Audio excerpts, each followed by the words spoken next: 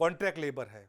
Contract labour पहले contract labour act 1972 था, abolition and regulation act था। उसका कोई एक्ट पेपर पे है, उसका कोई इंप्लीमेंटेशन नहीं होता है। और ये इंप्लीमेंटेशन इसलिए नहीं होता था कि उसमें एक एडवाइजरी बोर्ड बनना चाहिए, एडवाइजरी बोर्ड ने डिसीजन लेना चाहिए, तभी कानून में आए, पेरिनल नेचर पे नहीं करना है। लेकिन आज की सरकार ने जो कोड बनाया है उसमें क्लैरिटी दी है। यानी मेरा अगर व्यू है तो ये सरकार अपना जो हमारे कामगार है, जो वर्कर लोग हैं, उनके लिए मोर बेनिफिशियल है, क्योंकि आज सब जगह रैंपटम कॉन्ट्रैक्ट लेबर सिस्टम चल रहा है, रेगुलेशन कोई नहीं है। आज सरकार ने ये चीज अच्छी की है कि एक जो कामगार रहेगा, चाहे वो कॉन्ट्रैक्ट रहे, फिक्स टर्म रहे, उसका अपॉइंटमेंट लेटर कंपलसरी देना है, उसका सैलरी कंपलसरी रेमिट करना है, उसका रिकॉर्ड्स रखना है। और उसमें एडिशनल भी प्रोविजन दिया है कि अगर एक कोई एम्प्लॉयर एक से ज्यादा वायलेट करता है लॉ, तो उसका पनिशमेंट भी हायर पनिशमेंट दिया है। यानी उसको हैबिचुअल डिफॉल्टर है, ये उसको लगेगा, टैग लगेगा, और उसका प्रोविजन भी अच्छी तरह से किया है। दूसरा, क्लैरिटी दिया है। यानी पहले क्या होता था, आप कहां भी कॉन्ट्रैक्ट लेबर एंगेज कर सकते हो। ये सरकार ने एक अच्छी बात जो की है कि कोर मैन्युफैक्चरिंग एरिया, यानी पेरिनल नेचर, जहां परमानेंट नेचर का नौकरी है, तो वहां आप कॉन्ट्रैक्ट लेबर नहीं डाल सकते। ये क्लैरिटी ये सरकार ने दी है। इसलिए मैं प्राइम मिनिस्टर और लेबर मिनिस्टर को धन्यवाद देना चाहता हूं, ये सरकार को धन्यवाद देना चाहता हूं कि ये जो चीज है, ये अच्छी चीज बनाई है कि वहां डिफाइन किया है।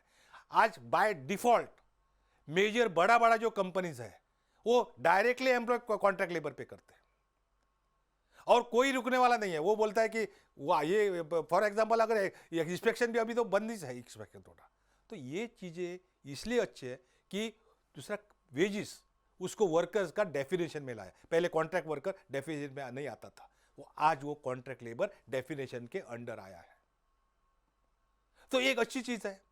उसको अभी ग्रेजुएटी मिले।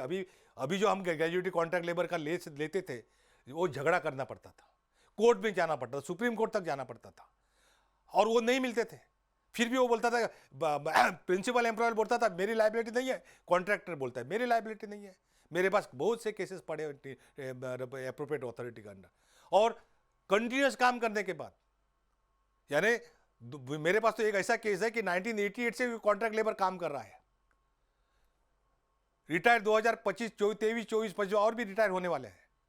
इतना साल, 30 साल, 32 साल, 25, 35 ईयर्स नौकरी करने के बाद भी उनको ग्रेजुएटी नहीं मिल रही अभी का इश्यू से।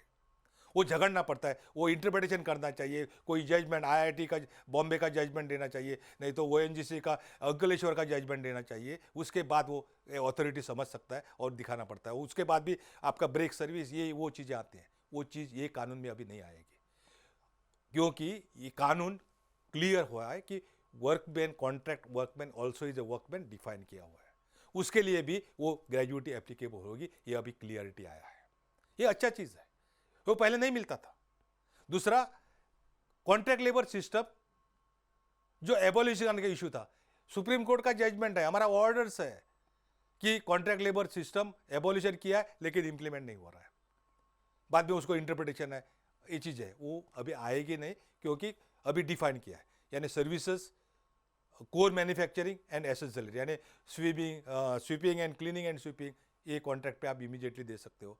तो अभी सवाल अभी भी है, ऐसा नहीं कि पहले था और ये कानून में गया, वो पहले से था, लेकिन अभी रेगुलेट होगा।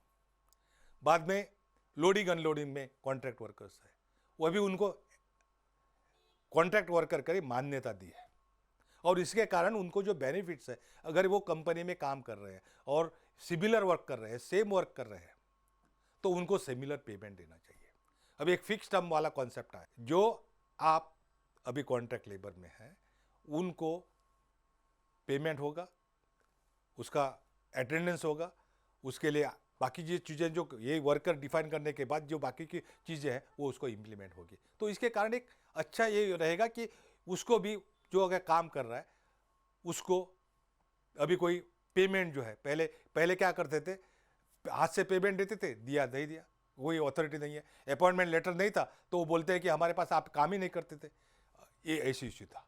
लेकिन अभी उसको मैंडेटरी करने के कारण उसका जो अपॉइंटमेंट लेटर्स है, उसका जो रजिस्टर है, अटेंडेंस रजिस्टर रहेगा, वेज रजिस्टर रहेगा, वो क्लैरिटी आएगी। तो एक अच्छा प्रोविजन उसमें दिया है। अभी उनको जो है, जो ट्रेड यूनियंस वाले हैं, बहुत से बोलते हैं कि अगेंस्ट बोलते हैं। अगेंस्ट में देखो, कोई भी कानून रहेगा तो थोड़ा नेगेटिव रहेगा, थोड़ा पॉजिटिव रहेगा।